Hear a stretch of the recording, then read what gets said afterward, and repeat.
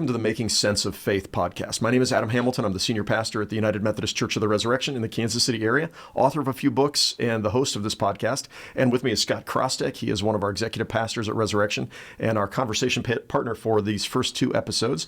And this is really the pilot of our podcast. It's brand new, and we're going to be talking about making sense of faith and a whole host of topics, theological issues, the Bible, spirituality.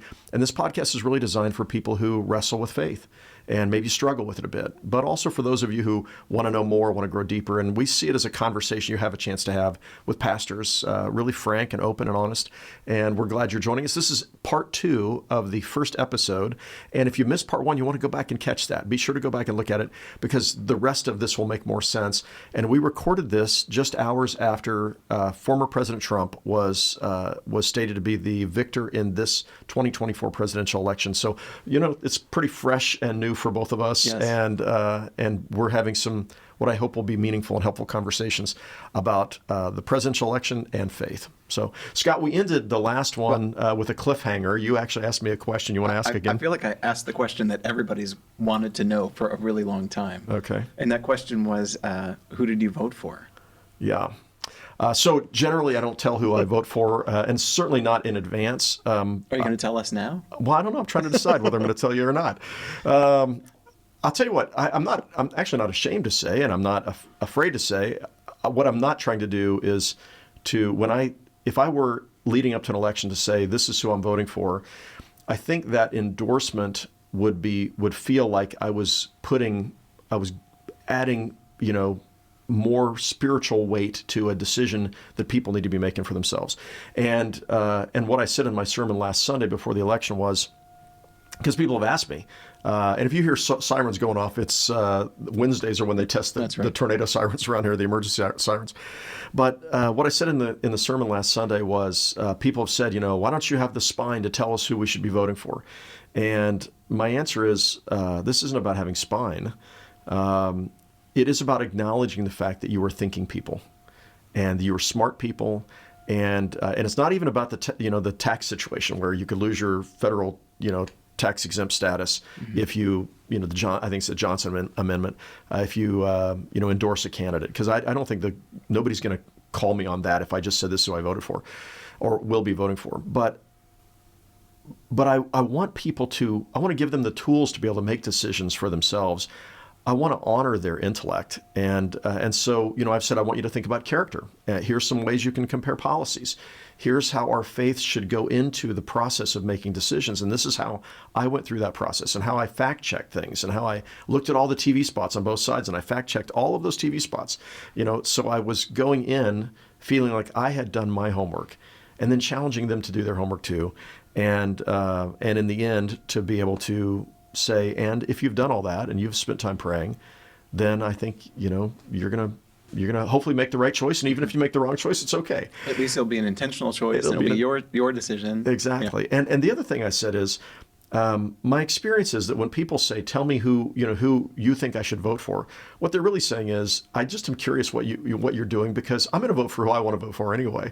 Yep. And I had this text conversation back and forth with somebody, and he was telling me, he said, I want you to tell me about, what you're thinking about the presidential election. Tell me about what you think about immigration. What are you thinking about the economy? And so they're asking things, and it was during the Chiefs game a week ago, and so I could have been just enjoying the Chiefs game, but I'm trying to be a good pastor and a good friend, and so I sent charts and graphs, and here's some of the data that I've used, and in the end, what I could tell is the person really didn't want to hear any of that. They just they knew who they were going to vote for anyway, and then they dissed everything that I had sent, and so I felt like what Jesus said when he talked about don't cast your pearls before swine. Not that this person was swine, but I spent 2 hours instead of enjoying the football game sending things back and forth that really weren't going to be paid attention to anyway. Most people knew who they were going to vote for no matter what. So who did I vote for? I don't mind saying this today because it's not influencing people in the election, but I want to mention a story. So my granddaughter Stella, I took her to lunch after church on Sunday. And she's a mixed race girl. She's beautiful, mocha skin. She's the light of my life. I love this little girl so much. And she's 10 years old and she's in 5th grade. And I said, Stella, are you paying attention to the election? And she knew who was running for office. And I said, part of what excites me is that this might be the first time that a girl, using the language of, obviously Kamala Harris is a woman, but that a girl would be elected to the presidency. And not only any girl, but a girl who's mixed race like you are. And I said, there's something about that gives me hope, for you and for what could happen in your life and for your future. And I said, if this happens, you could be president someday. And she said, Papa, I don't want to be president someday. That is too hard a job. And I said, well, that's perfect. A fair statement. But, for me, part of this was about breaking a barrier and allowing, and having a woman be president. I don't know if she would have been if I'd had the chance to pick any candidate, whatsoever for either the Democratic or Republican nomination. I would not have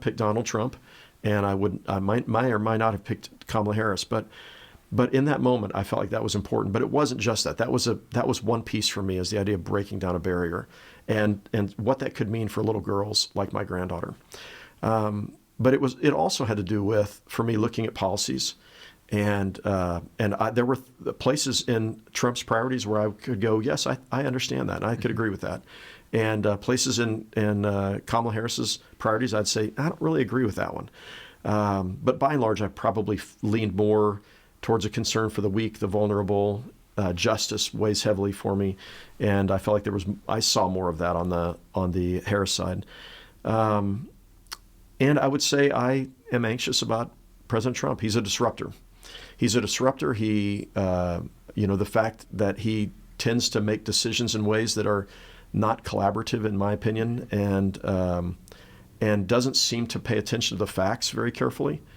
That was a concern. I think what happened on January 6th, 4 years ago, was a disqualifier from my perspective. Now, he's been elected, and I'm going to pray for him, and I'm going to be supportive and do the best I can to be supportive. But there were a number of reasons why, of any Republican candidate, and I voted for Republicans for president, and I voted for Democrats, I could not get excited about him, and in fact felt concerned. But having said that, he's my president now, and I'm going to be, if he does things that are unjust or inconsistent with the gospel, I'm going to be willing to speak up, and if I need to roll up my sleeves and get to work, I'll do that. Yeah. But I'm going to pray for the best for him. I'm going to pray that the Holy Spirit leans on him. I might have mentioned this in the last episode, like the wind blowing the grass in a way that helps him to be, his best and to protect us and him from being his worst. Yeah. And so I think, I've seen God use unusual characters and work in surprising ways, and that's what I'm counting on here too. But I also would say, if anybody's nervous about his presidency, to be willing to not to try to sabotage him. That's what I feel like we do in Democrats. That's how we play politics. And sabotaging the next guy is the wrong thing. Figuring out, how do I work to help them be their best, to compensate for their weaknesses, and if there is something that is unjust or wrong, to be able to speak up and say that. I think that feels like where I'm at. Thank you for answering the question. It was a long way to get there. I get emailed about it, and so I feel like I'm carrying my weight and asking the question. I do wonder, your approach to politics from the pulpit, I think, is commendable. I've been here almost 15 years, and never once have I heard you kind of offer your personal take or who you're voting for, or even like tipping your hand which way you're leaning. And I think that's powerful because people don't want to be told. Right. And you give people the ability to be thoughtful and to be intentional and to make decisions in light of their faith. And your job as pastor is to build us up so that we have a faith that can actually shape how we live, determine the decisions that we make, and guide us in ways of justice and mercy and compassion. And I think that's really commendable. Is this something that came easy to you, or is this something that you've developed over the course of your almost 35 years here at Church of the Resurrection? Yeah, I a little bit of both, but I think over time. So I don't. One time I endorsed a candidate. It was one of our members who was running for Nancy Brown. Actually, was running for state legislature, and I was upset that the Christian radio station had attacked her, and so I said, you know what? Just because the Christian radio station attacked you, I'm your pastor. I'm going to stand up for you. And but what you find is if you are too vocal and too ready to lean on one side or another. First of all, at Resurrection, we are a church with 40% Republicans, 40% Democrat, and 20% independents. And I value that. I mean, I think that's a strength of our church, is that we bring people together, and they're in conversation about their faith and about life together. And that's how it should be. And United Methodists were known for that, really, throughout most of our history. When you start endorsing candidates, or you start endorsing a particular party, or it becomes really clear that you're leaning on that side, then you have a whole lot of people who feel like, well, this doesn't feel like a church for me anymore. And that's how a lot of people have felt who leaned Democrat when they went to evangelical churches for a long time, and it felt like this is a Republican Party. And so what ended up happening for many of them is they thought, well, if that's Christianity, I guess I don't fit anymore. I'm going to have my personal relationship with God, but I don't really fit. So you see a large number of Democrats who migrated away from faith, whereas 20 or 30 years ago, they were roughly equal in numbers, but not anymore. And I think that was a travesty, really, for the Christian faith. At Resurrection, we often will have candidates, Republicans and Democrats, who are running against each other in the same office. Like literally sitting next to each other. I'm going to be neutral as Switzerland. You know, I shared last Sunday during communion that I remember one of our politicians running for office was serving communion, and his opponent came down to receive communion from him. They didn't plan it that way. They didn't realize they were in the same section. But I thought, what a powerful picture of two people. And they disagreed in how they understood the proper role of government. Actually, they agreed on 90% of things, but they disagreed on certain pieces. And we were better as a church because we had them both. And so I know of pastors who don't hesitate to preach their political persuasion, and usually on the right, but sometimes on the left as well. And I think you've just decided that you're only going to be a church for people like that. And we're going to be a church where there's room for people, and where everybody's going to be challenged. Let's make sure whatever we do and whoever we vote for, we're working for justice, we're working to practice the golden rule, we're working to live as Jesus people. And I think I'm proud to be a pastor of a church like that. Yeah, I think sometimes our response in politics is to retool so that we can win next time. So we can beat the other guy, or we can beat the opponent. And I think, like, as a church, as we seek to respond to election results, or as we respond to the movement of politics in the world, our response has to be different. I was reminded of something you shared, and this is from a different time and a different world, it seems like. But you were talking about Dietrich Bonhoeffer. And you were talking about his words of what the church's response should be. At that time, it was German politics. But one of the things he said that you quoted was, Christians should give more offense. They should shock the world more than what we are doing right now. And I don't know, like, I've been hanging on that, because that's just a general statement that I think is powerful. What does the church look like that is shocking? How is it shocking? How is it different? How is it kind of above the fray in a stand-apart kind of way? But, like, what would that look like for you, for the church to shock the world more, or to Well, I think it's very different than it was in Bonhoeffer's day. In his day, in 1933, when Hitler came to power, and soon after that, you begin having, the violation of Jewish property, then Jews herded into ghettos, and then, and then the final solution that may not have been talked about as openly among the German population, but people began to know what was going on, and they knew what had happened to their neighbors. And, in Bonhoeffer's case, he came to the United States. He was teaching at I think it was Yale or at Union Theological Seminary. Maybe it was Union in New York. And people begged him to stay here. And he's like, no, I have to go back. And they're like, you're going to get arrested and killed if you go back. And I'm like, no, I have to go back, because somebody has to be able to speak up and say, this is not okay. This is not okay.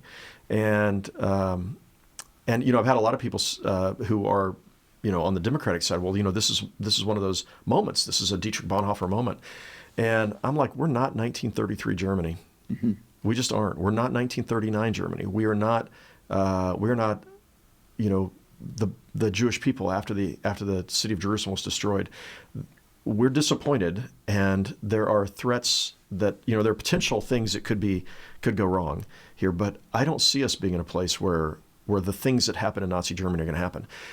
Today, it's interesting for Christians to shock the world. The world is so disappointed, I think, in Christians, non-religious people in particular, who have looked at Christians. They've seen Christian nationalism, and they've seen Christians who've melded their Christianity and their politics so tightly that it's off-putting to them. And I remember a young woman some years ago said she'd just become a Christian, and she started going to this Bible study, not here at Resurrection, somewhere else, and she thought her Christianity lined up with so many of her values. Like she was for safe gun practices. She was for, ensuring that there were ample safety nets. She was in favor of caring for immigrants.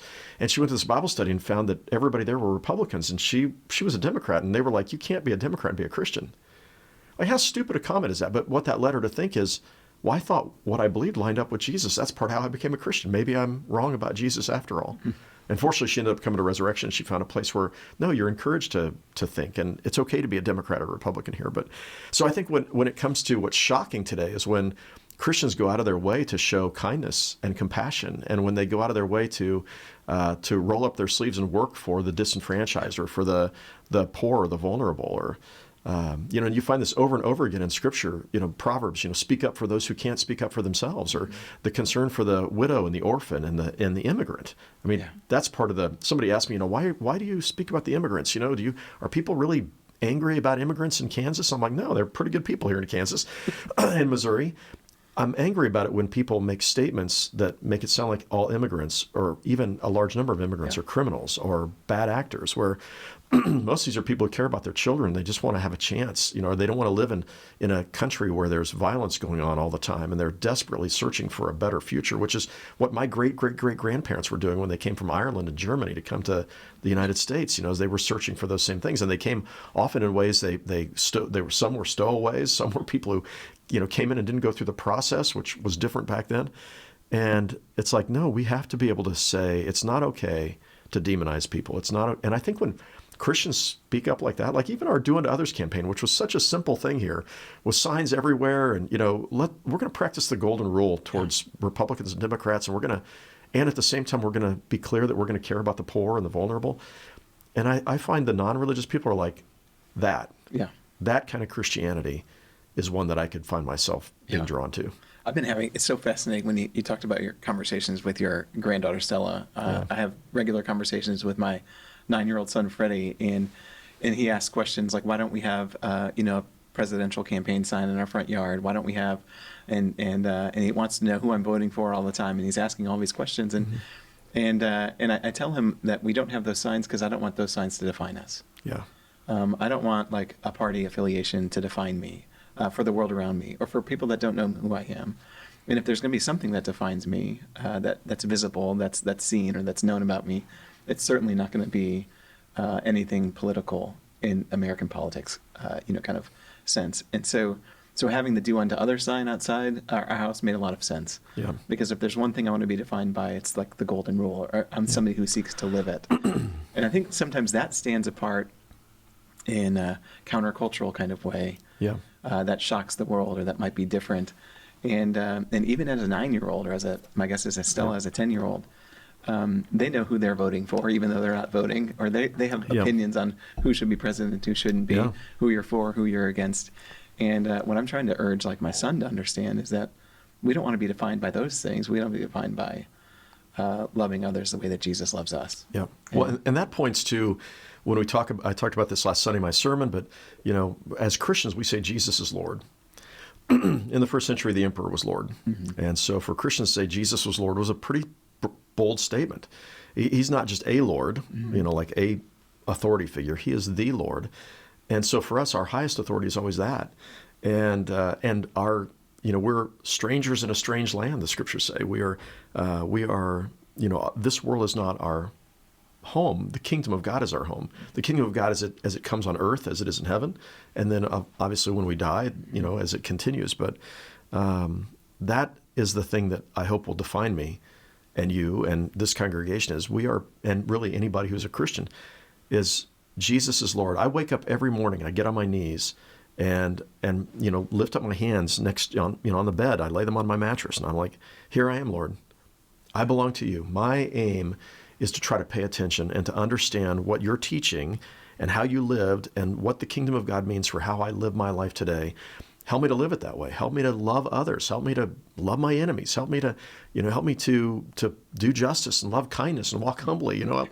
Here I am, and use me today. And I find when you pray that every day, the Holy Spirit leads you, and there's moments every day where you're engaged in, in ministry. You're a part of the kingdom of God. Mm-hmm. And the more you do that, like it's just like athletics, right? So like the more you train, the more Yep. you like are disciplined in your practice or your approach, the better you become at being an instrument or being used by God to do these extraordinary things. That's exactly right. And that's how I think the world changes. And yet, like what I'm finding time and time again in my mind is, and in my inbox and on my text threads and all those kinds of things, are people saying like it's not enough to practice kindness. It's Yeah. not enough just to love others. It's not enough just to get to know our neighbors. How do you react to somebody like that who would say, like, we can't change the world by just being kind all Yeah, the time? yeah. Well, I think to the degree that they're saying we need to think carefully and critically about policies and about practices and about how we work together as a nation, I think that's right. But I think kindness is the key to that. So kindness is I'm choosing to do something for you. It's like grace. I'm giving you a gift that you didn't necessarily deserve. You can't pay for it. It's modeling for other people. This is how we live. I see you in need, and I'm going to help you. And it's so we go to the parable of the Good Samaritan, right? Jesus says this is what it looks like to love God and love your neighbor, particularly to love your neighbor. It's somebody who's in that case. It's a Republican who's on the side of the road left for dead, or a Democrat, and the opposite party comes along and ignores the fact that it's party and says, I'm going to sacrifice. And he put the man who he thought was near death, put him on his donkey, walks him 16 miles to Jericho. I think it's 16 miles to Jericho from there, and then pays 2 days' wages for his health care and whatever he needed. And that was not like some mamby-pamby kindness. That was a dogged determination to do what that person needed in that moment. And I'm convinced that in our country and on our daily living, that kind of kindness is transformative. That's right. It transforms. And I think this is true even on a when it comes to nations.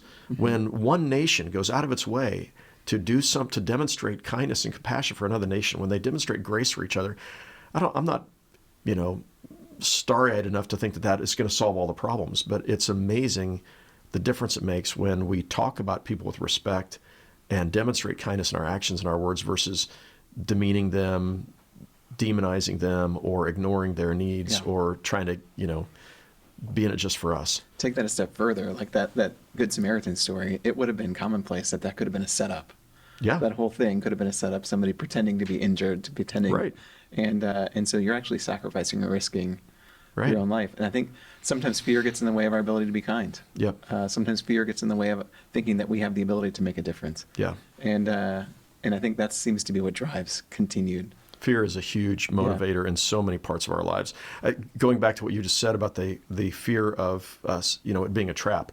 Dr. King, in his last sermon he ever preached, was on the parable of the Good Samaritan. And, he's gone to stand up for sanitation workers in Memphis, even though he had death threats against him. So he knew that there were threats against him. And he goes there, and it's an act of kindness. That's right. Like, he doesn't have to stand up for the sanitation workers. He's choosing to go do that. And he's been there multiple times. He's gone, I think he was there 3 times during that whole, all of the protests and everything else.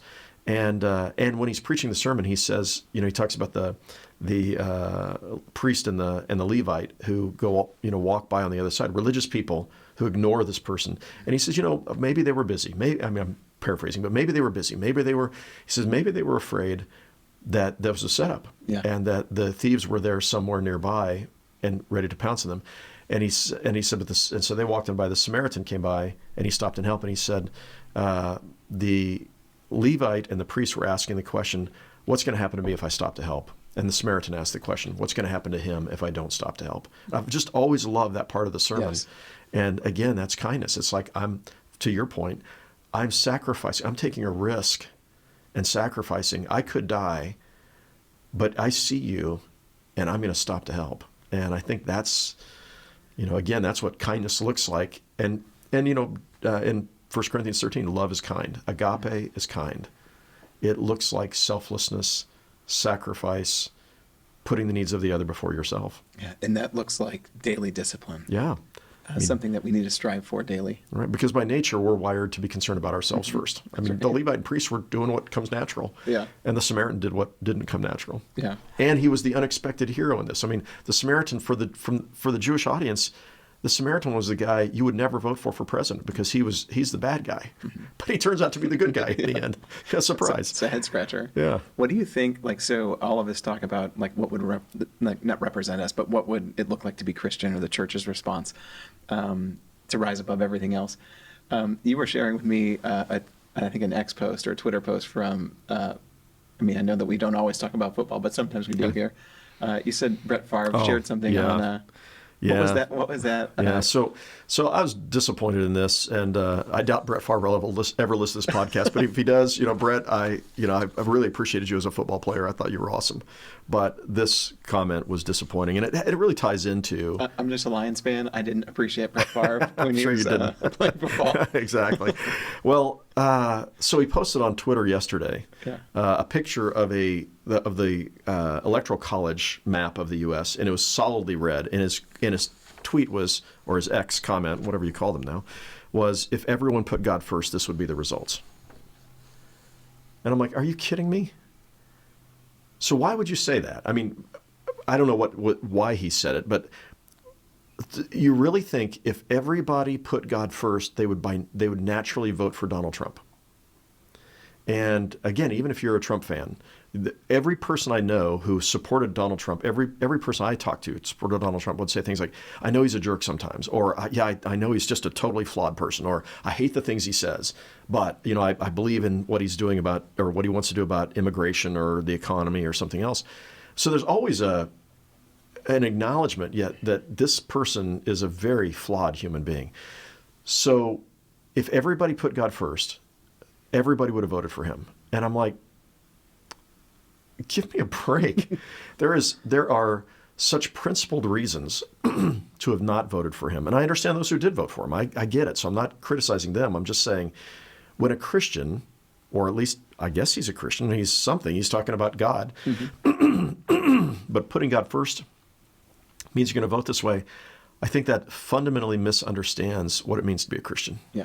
And I think there were powerful reasons why one might be a follower of Jesus and say, I believe that Kamala Harris's policies more align with justice policies, or her approach was, or her character or whatever, more closely aligned with a Christian perspective. And I found that just so completely offensive and disappointing.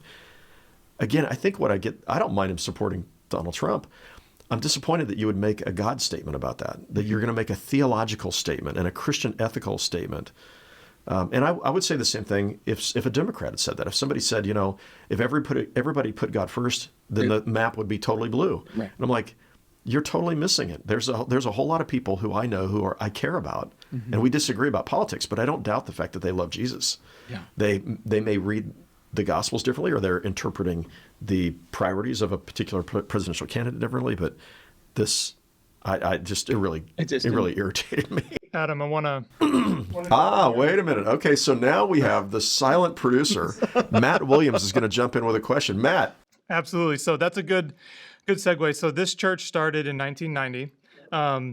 Obviously, you've been voting longer than that, but since 1990, there have been 9 presidential elections, 5 Democratic victories, and 4 Republican victories.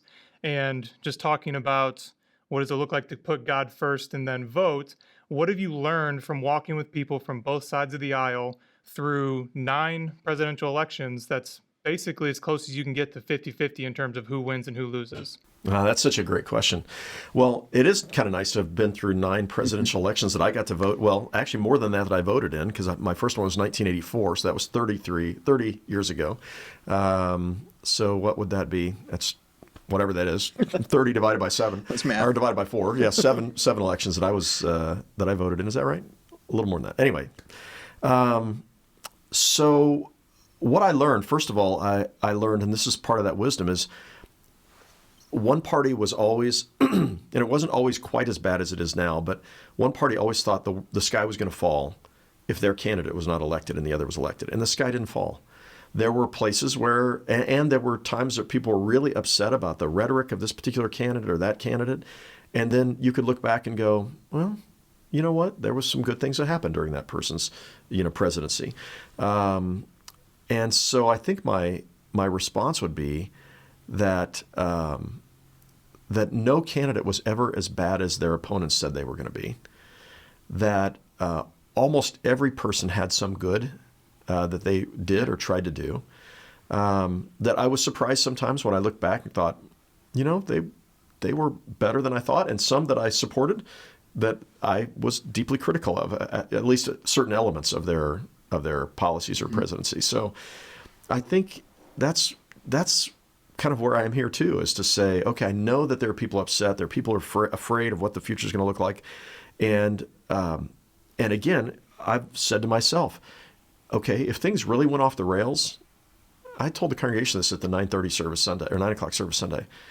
I said, I've had to reckon with the fact that if things went off the rails, and I was thinking in my mind, if President Trump was elected and he became a fascist, like John Kelly and others have said, I think it's John Kelly, I would be willing to quit my job and to do everything I could to oppose. If we're talking about a Hitler, or just a gross violation of justice, and if staying here and fighting against that would hurt this congregation then I'd quit. I don't need this job.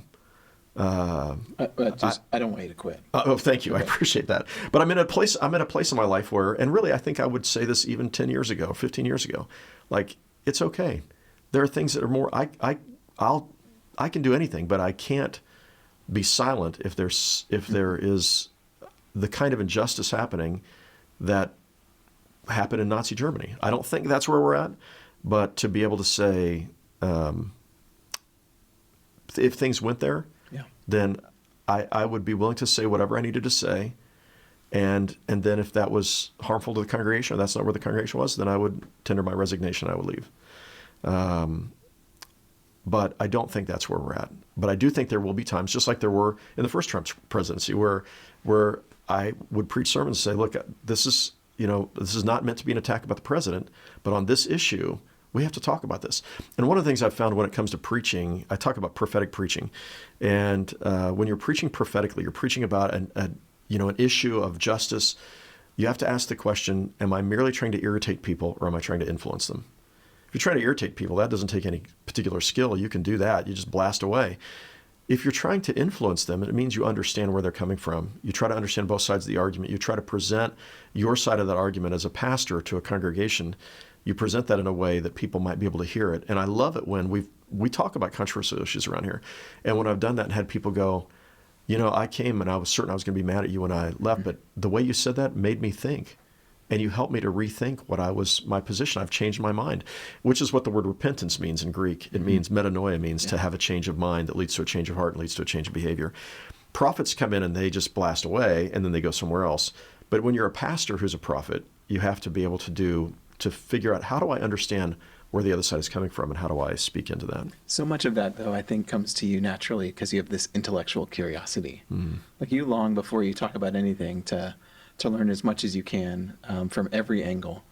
And that begins to shape a message that in oftentimes is prophetic, but it's prophetic with insight, and it's prophetic with research. It's prophetic with kind of like this kaleidoscopic view of whatever the controversial issue is. And so curiosity for you, I think, becomes the antidote to irritation or something like that. Does that make sense? Like, influence for you comes because of a natural curiosity that you have. And I think what you instill within our congregation is that same kind of desire.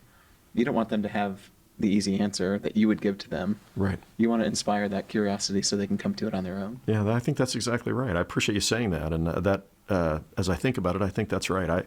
I love to learn, and I love to try to understand, why did somebody think that way? Now, I might still say that's still the craziest idea I ever heard, but at least I can understand what led them. And I think that's where we have to be today, when 52% of the population has voted one way, is if you're a Democrat, you got to go, so what am I missing? How do I understand why good people and thoughtful people voted differently than I did? And if you don't do that, then you miss the moment. It was a chance to grow, and you miss the moment, as opposed to just hurling insults at somebody. So I think that's right. I wanted to begin to wrap this up. I wanted to share just a couple things. We were talking about fear, and I shared in my sermon last Sunday something related to fear that I wrote. Let me find my notes here. There it is. So I wrote this book. Let me grab it here real quick. This book some years ago, because I noticed it's called Unafraid, Living with Courage and Hope in Uncertain Times. I'm not trying to sell books here, but I do want to mention this one because because what I noticed was fear is what drives so much of our lives, in our relationships, in getting into relationships, in everyday life, fear. And I think we often miss out because we're driven by fear. And so one of the things I put together in that was a 4-word an acronym based on fear, not false events appearing real, which a lot of people use, and that's true. We're often afraid of things that never happen. That's the catastrophizing or awfulizing. But a way of addressing our fears, and I'm just going to read these because I mostly have it memorized. I've preached on this many times, but fear, if you think about this, is how you overcome fear. It's face your fears with faith. So this is both George Michael's kind of faith. I don't know if you remember that old song, faith. You got to have faith. Of course I do. Yeah, and that was like, you got to trust things are going to work out. So that's a faith, for kind of a generic faith. But you face your fears, like you name them. Here's what I'm really afraid. At core, here's what I'm really afraid of underneath it all. And then to be able to say, as a person of faith, you can come in and say, now, I trust that God can help me walk through these things, or transform me, or transform this, or whatever. So that's starting you. God, I'm trusting you. Jesus, it's kind of what I thought about prayer. We start there. Examine your assumptions in the light of the facts. And this gets to the curiosity you were talking about. That if I have a lot of assumptions. My assumptions are often not right until I've actually dug in deeper. And I think Republicans and Democrats both made a lot of assumptions about each other that are not accurate. And so examine your assumptions in the light of the facts. Attack your anxieties with action. So when you're afraid, the worst thing you could do is just sit there and sit in your fears and stew on them. And then, you find you're just terrified by the time you're done with it, versus, okay, I'm afraid. What am I going to do about it? And the last thing is release your cares to God. And again, that idea from 1 Peter, cast all your cares upon him, for he cares for you. And you kind of have to go back and do this over and over again. But I've found it really is a way of being able to address, our fears. I think that's great. Like what I've appreciated too about at least the cadence of the Christian calendar or the church year. You have the end of Easter is the same, like all of the time. Yes. I don't really believe in the resurrection, but I'm counting on it. I don't believe in it. And then you'll say, almost attached to that is the worst thing isn't the last thing. Yep. And so when we remember that, when we hold on to that, that's like a faith that we can carry with us in those moments that we forget. We come back to that line. Yeah. And then and Christmas, it's like this idea of pure joy. Yeah. That God is with us. Yep. That God comes to be with us at Christmas through Christ, and because of that, we can rejoice. We can have joy, and for you to face our fears with faith. Yeah. It's to be able to hold on to those moments and to not forget them, to not let them go, to remember them. Yeah. And I think that's so important about our fears in these moments when we're afraid. Yeah. To have those 3-line sayings or three-word sentences or those kinds of things. Yeah, I think it so helps too. us. Buechner was the one who first said, "The worst thing is never the last thing." Yeah. Because of Easter, the worst thing is never the last thing. I don't even know where he said it. I've never been able to find it in his books. I think he's the one who said it, but I certainly stole it. And I've for 34 years, maybe you. 32 years or whatever. It's been something that I have said. I end every Easter sermon that way. I now end every funeral sermon that way.